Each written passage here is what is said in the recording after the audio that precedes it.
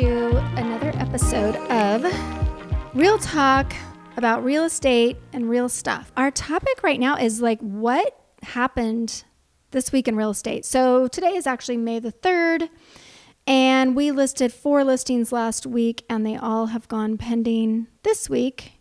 So we're going to talk about how that all went down and other things, not just our listings, but what's happening in the market in general. Yeah. We're just a sample size of what's happening in the market.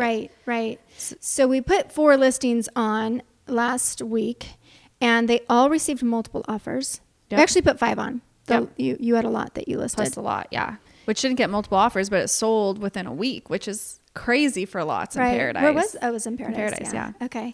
Or that was Magalia. Magalia. So we had 4 houses put on. Were they all in there's one around 600, just under 6. The rest were around 400. They all received multiple offers, 2 to 4 offers, and all went over asking. Yeah. So we put the 4 houses on the market. They all sold over asking. Why, you ask, Courtney? We don't know. Just kidding. Well, I think we are having a traditional spring market. We had a very late winter, and now we are getting into spring. The weather was nice. One of them had a pool. That's always helpful. So I think that's part of it, and I think people are getting used to what the interest rates are doing right now. I think they're settling into this is going to be, a 6 to 7% world we live in. And not only are they getting used to it, but interest rates have stopped fluctuating so much, because the last couple months it's been like they've gotten down to 5.9 and then they go up to 7% within a week, which is a really big difference. And so with that volatility in the rates, it's scary for buyers, because if they make an offer on a house and rates are at 6.5, and then by the time they lock, they're at 6.9 or 6.8, I mean, that's a big jump in their payments. So I think with rates staying around 6.5% right now, and buyers getting used to, like you said, what the payment's going to look like at that rate, we're seeing a lot more activity, coupled with just being a traditional spring market. We always see activity go up in the spring. It gets nice and warm, and people are preparing to move over summer, I think, a lot of the time.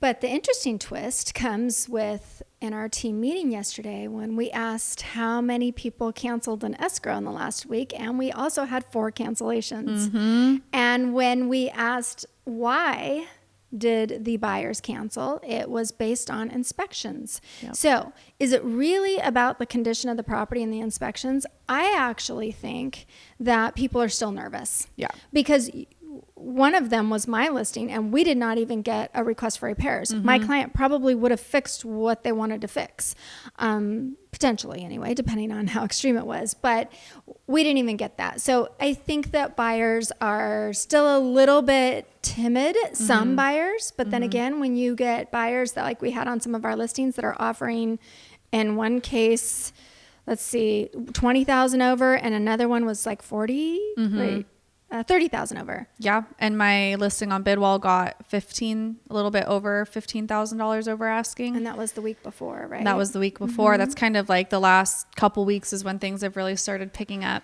Right. And so what's interesting, I was looking at the MLS, and I said, okay, everything that's sold in the last 7 days, let's see if some of those price drops have dropped off, because the last over winter, like Q2, Q3, Q4 of last year, and a lot of Q1, we were just seeing all these price drops when you looked at the recently closed.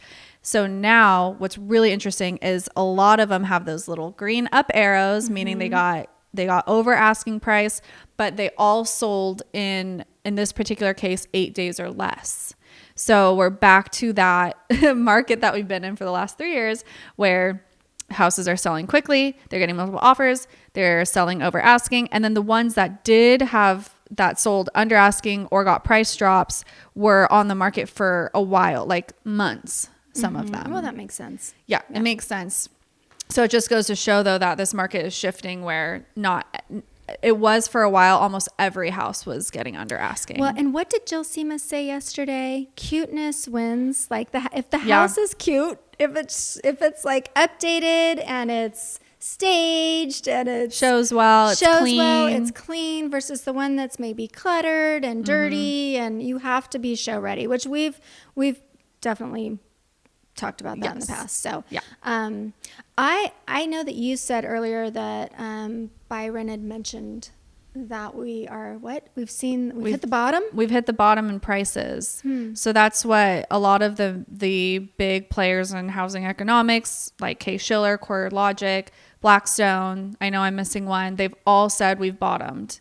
So prices are only going up from here. And I will be bold in saying that I think we will hit our spring 2022 peak pricing in the next few months. I think we're not going to have that data until it's retroactively looked at. Right. So we won't see that until probably August, or maybe July we'll see it. But if you are a seller, I think now is the time to put your home on the market, because you want to be in that data pool of the houses that got over asking. And the only reason why this is happening is because we have such low inventory, though. And that is because people don't want to get rid of their 3% interest rate. So they're not going to sell unless they have to. Yep. I think that we are going to have a great spring, but I also think that things are going to slow down as the year progresses. That's just my 2 cents, not based on... I was actually very impressed that you were able to name all of those data sources. That was pretty good, even though you said you forgot one. I thought it was amazing. Thanks. I think that we're seeing a little bit of a peak right now, but hey, as long as you're not planning on selling in a year or two, it doesn't really matter. I mean, prices are going to continue to go up as long as you stay on the property for 3 to 5 years. Yeah. So what if you bought this spring where possibly we're going to hit another peak, and then prices go down 10% in the next year? What do you do? Nothing. You stay. You stay in that house. You're not moving anyway. Who wants to move in a year after you bought a house? Unless you absolutely have to because of a huge life change. Issue. Yeah. Yeah. But you're probably going to stay there 3 to 5 years. Yeah. Maybe and I think even 10 years. People are staying in their homes longer than they used to. Yeah, they are. And if you can plan to stay in, I think 5-year minimum, you're going to be really, really safe in that time frame. Definitely. You're going to earn money. You're going to make money rather than renting. And people always say, oh, it costs so much to buy a house, but you're not spending that money. You're spending your closing costs when you have to pay the lender, but you are investing your money. That down payment goes into the equity of your home. So when you sell, you get all that money back. Whereas when you're renting, you're spending the money. It's just gone. So it's something to consider. I see in the notes that you wrote those down, so I take it back that I was impressed at you. Well, I wrote them down from my head. Oh, okay, good. Okay, I'm so impressed then. Sheesh. So I just want to go back to look at some stats that at our team meeting every single week, we talk about how many are active, how many are pending. And so I still have those notes written down. January of this year, we had 128 active. Right now, we have 114. But we only had 48 pending in January. And now, wait for it, we have, I think it was like 143. No, I lied. Isn't it 2 something? 93. 93 pending. Oh. 93 okay, wait, pending. back up. Let's it's do that doubled. part. Our pendings do that part are okay. Starting over. Okay. So just going over some of the stats from MLS. At our team meeting every Tuesday, we will go over what's pending, what's active. So in January of this year, we had 128 active. Right now, on May the 3rd, we have 114. So we are seeing an increase in inventory, which is great. We need it. But in January, only 48 were in contract or what we consider pending in escrow. And now we have 93. So we've almost doubled the number of sales. In January, we had 48 pending. Right now, we have 93 pending. So that means we have more buyers, and we also have a little bit more inventory. I think what's happening too is inventory is coming on because it's spring, and then it's also selling. You know, it's coming, it's going, it's coming, it's going, it's coming, it's going. So like the last 3 years. Right. going, gone. Yeah.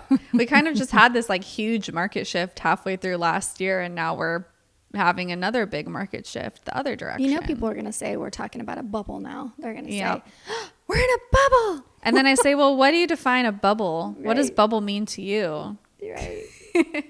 But that's a topic for another day. Yeah. Bubble that. We're not in a bubble. Okay. Well, that's what we have to say about that. Oh, one more thing I wanted to mention was your property That's been on the market for a long time in Red Bluff because it was just such a unique property. It was listed over $1 million. It was on 40 acres or more than that. Yeah. Just ton of acreage, very unique buyer. Got an offer. So again, just feeding the narrative, right? Got an offer from somebody that already lives in the area. So that was kind of interesting. It was interesting. Yeah.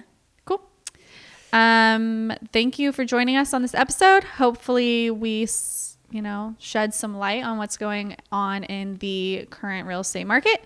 And if you guys have any questions about every market is different. Everything is very hyper local right now. So if you have questions about the Chico or Butte County real estate market, please reach out to us directly so we can help you to understand what's going on or get your questions answered. Or to Hama and Glenn. Obviously. Sorry.